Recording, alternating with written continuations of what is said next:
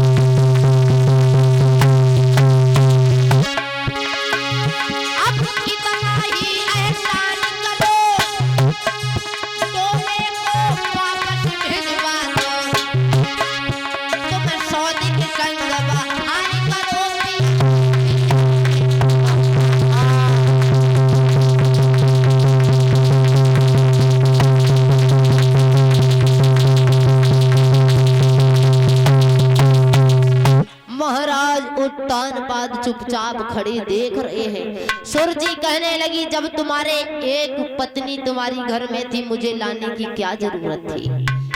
और शायद तुम्हें नहीं मालूम है एक म्यान में दो तलवारें कभी रह नहीं सकती हैं। मैं अपनी सौत को अपनी आंखों से देखना भी नहीं चाहती हूँ। उत्तानपाद ने मुंह को फेर लिया और रोने लगे। मन में विचार करने लगे मैंने इस रानी को एक तोते की भांति सारी रात पढ़ाया लेकिन इसकी कोई बात समझ में नहीं आई।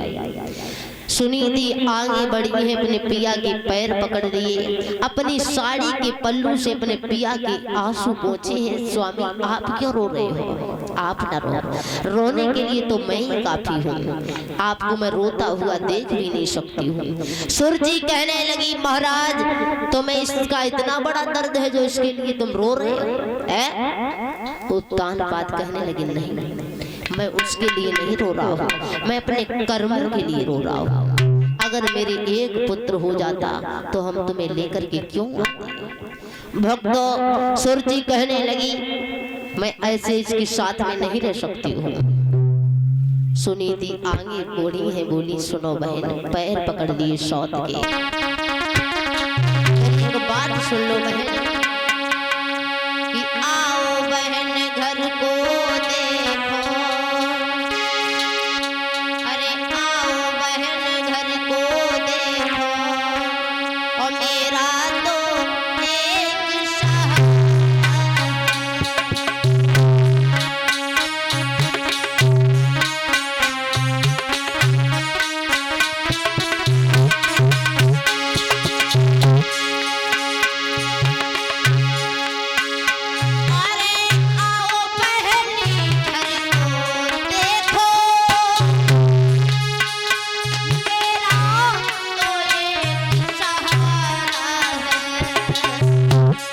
सुनीति बहन सुरजी मैं रानी नहीं कहलूंगी,